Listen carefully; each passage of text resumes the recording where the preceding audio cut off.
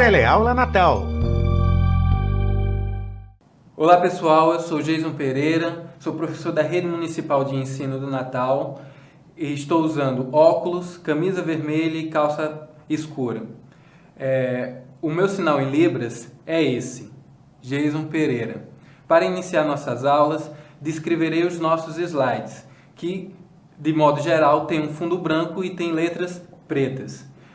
Neste primeiro slide temos o nome da Secretaria Municipal de Educação do Natal, a disciplina de língua portuguesa e o assunto que vamos tratar, que é a colocação pronominal.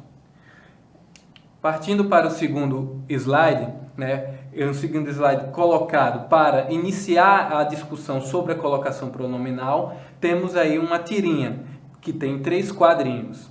Nesse quadro temos 2 personagens, um homem de joelhos, uma mulher sentada num banco de praça e o homem fala, abraça-me. No segundo quadrinho, esse homem já vai estar em pé, com uma posição quase debruçado em relação à moça, e ele diz, beije-me, nunca deixe-me. No terceiro quadrinho, a moça com a cara um pouco decepcionada, ela fala, tudo bem, mas antes dá para acertar o pronome? Então, nesta tirinha, temos aí uma situação em que um homem faz uma declaração e usa verbos seguidos de pronomes pessoais oblíquos átonos. E a inadequação dessa colocação pronominal faz com que ele perca essa conquista, essa conquista amorosa, visto que ele, em certo momento, ele faz uma colocação pronominal equivocada. Partamos para o terceiro slide. No terceiro slide, vamos refletir um pouco sobre o texto, de acordo com as seguintes questões. O que explica a posição e movimentos feitos pelo rapaz na tirinha? Então, na tirinha a gente vê que esse rapaz, no primeiro quadro, ele está de joelhos, no segundo ele tenta beijar a moça e no terceiro ele está escondido atrás do banco. Isso quer dizer o quê? Que primeiro ele partiu para a investida, falando de forma galanteadora. No segundo ele tenta beijá-la, mas no terceiro a recusa dela faz ele se esconder. Então nessa primeira questão, uma questão interpretativa, a gente faz essa leitura. A segunda questão, por que o rapaz disse abraça-me em lugar de me abraça? Então, nessa questão aí a gente já revela a inadequação da colocação pronominal, que neste caso deveria ser me abraça, visto que na fala dele, ele fala nunca abraça-me. Então, ele deveria falar nunca me abraça, E nesse sentido, gente, isso quer dizer que o pronome ele deve estar vindo antes do verbo e não depois. E essa inadequação pronominal, essa inadequação na colocação do pronome, fez com que ele sofresse essa recusa da moça. Na terceira questão, ela diz a seguinte coisa, como a moça da tirinha esperava que a última oração fosse formulada? Ela esperava que a colocação pronominal estivesse de forma correta, visto que ele já vinha falando de forma correta. No entanto, ele usa a expressão nunca abraça-me, que é incorreta, visto que existe o advérbio nunca, que é um atrator do pronome pessoal oblíquo. Então, nesse sentido, crianças, o pronome me, ele deveria estar localizado antes do verbo e não depois. Então, essa inadequação pronominal, além de ser uma inadequação em relação à norma padrão, ela fez aí com que o rapaz perdesse nessa conquista amorosa. Na questão 4, como a fala expressa no último quadrinho provoca humor? É justamente isso, Essa é justamente o fato de, por razão de uma inadequação na colocação pronominal, ele perdeu essa conquista amorosa. Então, Isso provoca humor porque é um fato, né, que no nosso contexto da vida real não é algo que nos faz perder uma conquista amorosa. Mas na tirinha foi razão suficiente para que isso acontecesse. No nosso próximo slide, a gente vai definir o que é um pronome pessoal oblíquo átono, né? Lembrando que, em língua portuguesa, essas nomenclaturas muito extensas, elas são importantes no sentido de que cada termo dessa nomenclatura significa alguma coisa. Então, quando eu falo em pronome pessoal oblíquo átono, quando eu determino que isso é um pronome, eu estou dizendo que essa palavra faz parte de uma classe gramatical que tem como função acompanhar, substituir, referenciar ou retomar um substantivo.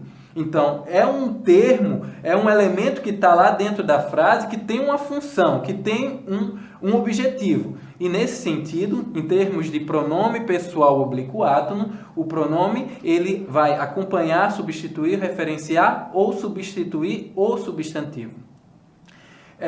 O pronome ele é pessoal por quê? Porque ele faz referência às pessoas do discurso, né? Quem são as pessoas do discurso? A primeira, a segunda, a terceira, né? Que se a gente for já colocar os pronomes, a gente lembra que é o eu, o tu, o ele, o nós, os vós e eles, né? Lembrando que primeira, segunda e terceira pessoa do singular, eu, tu, ele, e a primeira, segunda e terceira pessoa do plural, nós, vós, eles, né? No caso, esses que eu acabei de citar são os pronomes pessoais do caso reto. A gente está tratando agora dos pronomes pessoais oblíquos, né? Que são pronomes que têm outra função. Quando a gente define aí pronome pessoal oblíquo, a gente vai agora falar da função deste pronome. Qual é a função deste pronome? Por ser oblíquo, ele desempenha as funções sintáticas de objeto direto e objeto indireto, sobretudo dessas duas funções sintáticas específicas. E ele vai ser átono, por quê? Porque ele é pronunciado de maneira fraca, né? Então, quando o pronome pessoal oblíquo átono, ele é pronunciado de forma fraca. E por ser pronunciado de forma fraca, ele está sempre associado a uma classe gramatical, que é a classe gramatical dos verbos. Então, sempre encontraremos os pronomes pessoais oblíquos átonos, né? Associado a verbos. Né? Então, quando for fazer análise sintática, onde está o pronome pessoal oblíquo átono? Ele vai estar sempre juntinho ao verbo, ou antes, ou depois, ou entre a estrutura morfológica desse verbo, ok? Então, essa é a definição, né, da nomenclatura dessa classe, desse pronome.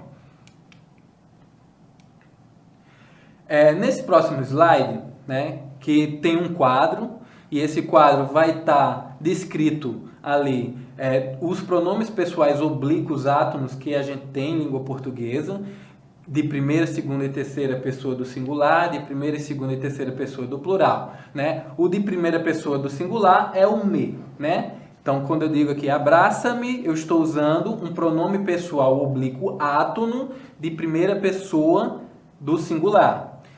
Na segunda pessoa do singular, temos o te, né? Como exemplo, tenho: meu pai não te viu descer a escada, né? Então, lembrando que estamos aí para facilitar a nossa visualização, os pronomes oblíquos átonos vão estar destacados em caixa alta e em vermelho, né? Na terceira linha do quadro, temos os pronomes pessoais oblíquos átonos de terceira pessoa, que é o se, o o, o a e o lhe. Okay? Como exemplo, temos: a professora não lhes deu uma boa nota, né? Na quarta linha, temos o nós, né? Que é de primeira pessoa do plural.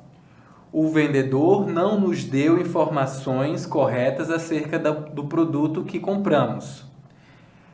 O próximo pronome oblíquo átono é o vós, né? Esse, em língua portuguesa, em português brasileiro, ele está quase em desuso. A gente usa esse vós, né, em contextos bem formais mesmo. né? Então, como exemplo temos, meu discurso não vos encantou.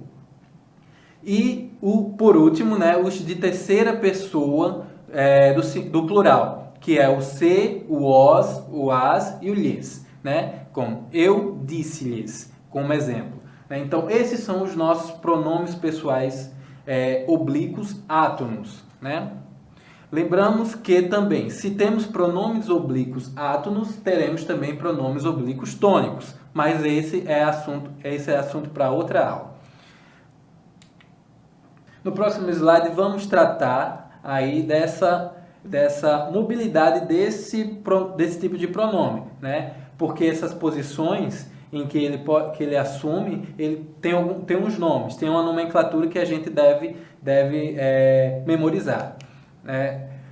Então, o pronome pessoal oblíquo átono podem ser colocados antes do verbo, e quando ele é colocado antes do verbo, essa posição anterior ao verbo chama-se próclise. Então, próclise é a posição anterior ao verbo, né? E quando a gente coloca esse pronome anterior ao verbo, a gente chama de próclise. Como no exemplo, ele me deu um presente. Né? Percebamos que o me aí, que está em vermelho, em caixa alta, ele está antes do verbo, está proclítico ao verbo, ou seja, ocorre aí uma próclise. Ele também pode estar dentro da estrutura morfológica do verbo, e essa é a mesóclise. Assim como o pronome pessoal oblíquo átono vos, a mesóclise é algo também que está em desuso na nossa língua.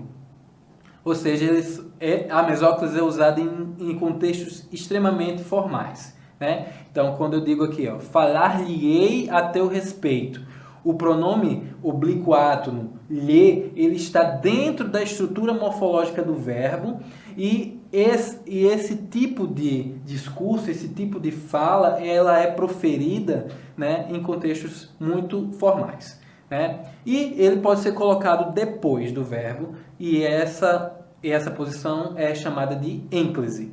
Então, levaram-no para o hospital. Então, percebam que o pronome clítico aí, o pronome pessoal átono, está colocado posterior ao verbo, ou seja, numa posição de ênclise, uma posição enclítica.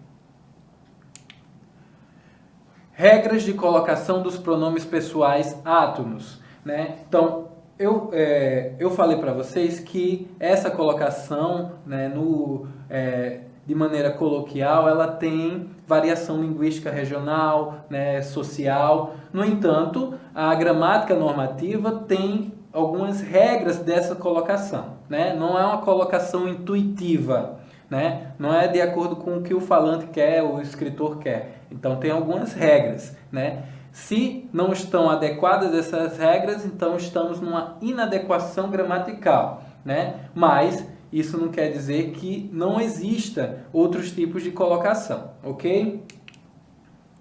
Então, usa-se ênclise em oração iniciada por verbo. Ou seja, quando a gente tem uma oração que se inicia por verbo, o padrão normativo, o padrão adequado a se fazer é a ênclise. Né? Então, como no soneto de Vinícius de Moraes, soneto do amor total, onde ele diz: amo-te tanto, meu amor, não cante o humano coração com mais verdades. Amo-te como um amigo. Percebam que no início esses versos eles estão iniciados aí com o verbo amo, né? O primeiro e o terceiro verso. Né? O primeiro e o terceiro verso estão iniciados com o verbo amar, e esse verbo ele está e associado a este verbo está um pronome pessoal oblíquo átono, que é o te, de segunda pessoa do singular. Então,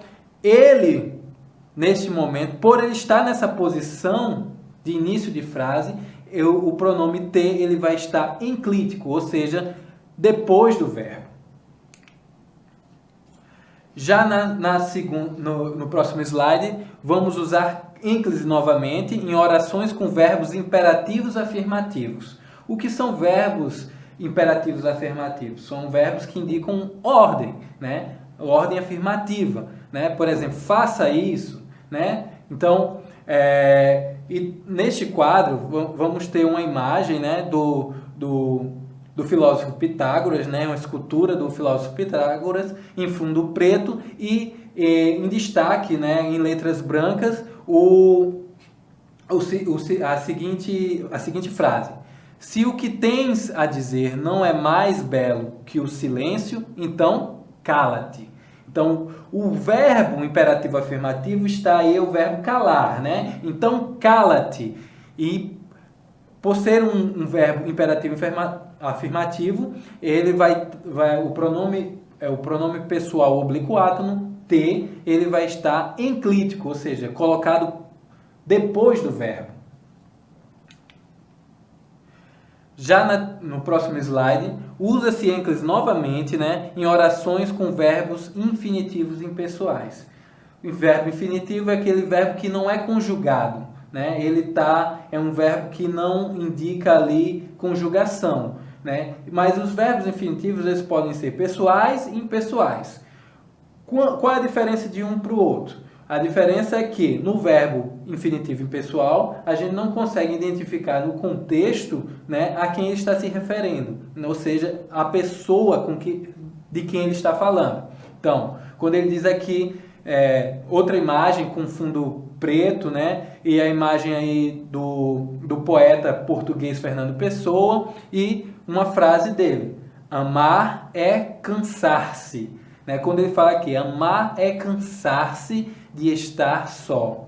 É uma covardia, portanto, e uma traição a nós próprios. Então, quando ele fala isso, gente, quando ele está dizendo isso, a gente não consegue retomar a quem ele está falando. Ele está falando de uma forma genérica. Então, os verbos amar, cansar e estar, eles são impessoais aí. Então, quando eu digo amar é cansar-se, o se, aí que é um pronome oblíquo átono, ele vai estar enclítico, ou seja, posto depois do verbo. Usa-se ênclise também em orações com verbos no gerúndio, né? Verbos no gerúndio são verbos que indicam um processo, né? Por exemplo, quando eu digo aqui, os fatos enredando-se, né? Ou seja, quando eles foram sendo feitos, né, formavam uma narrativa. Então, o verbo está no gerúndio, logo, isso motiva a colocação pronominal posterior ao verbo. O segundo exemplo: saiu machucado, deixando-nos aterrorizados. Então, percebamos que não é uma ação terminada, né, numa ação definitiva. Deixando-nos, ou seja, há um processo, né, e o nós, né, que é um pronome oblíquo átono, ele está aí pós-posto, ou seja, posto depois do verbo. No próximo slide, começaremos a falar dos casos em que a próclise é a regra, né? O primeiro caso é diante de palavras com sentidos negativos ou advérbios. No primeiro exemplo, né, temos o advérbio de negação não, em seguida o pronome me e o verbo incomodo. Então, formando a frase: não me incomodo com esse tipo de barulho. Então, temos aí um advérbio de negação que atrai o pronome pessoal oblíquo átono para a posição anterior ao verbo. Já no segundo exemplo, vamos ter um outro tipo de advérbio, né, que também está puxando esse pronome oblíquo átono para a posição anterior ao verbo, como nesse exemplo, ó, já me disseram que aqui não é um bom lugar. Então, o pronome oblíquo átono, ele está colocado aí antes do verbo por causa da presença desse advérbio. A segunda regra para a colocação, né, dessa próclise é o que diante de conjunções subordinativas, né, e pronome relativo. Então, no primeiro exemplo, vamos ter uma conjunção subordinativa que, né? Pedi que lhe entregasse minhas atividades. Já no segundo, vamos ter um pronome relativo que, né? Percebam, né? Na primeira oração é uma conjunção. No segundo exemplo, temos um pronome relativo. Visualmente a gente não tem diferença, mas são elementos gramaticais diferentes, que veremos em uma outra aula, a diferença entre eles. No entanto, no segundo exemplo temos: a menina que me mostrou o jardim secreto é um amor. Ou seja, né, o pronome relativo e a conjunção subordinativa fazem com que os pronomes lhe e me eles sejam colocados antes do verbo. No próximo slide teremos aí então a terceira regra, que é a presença do pronome indefinido e dos pronomes demonstrativos na oração.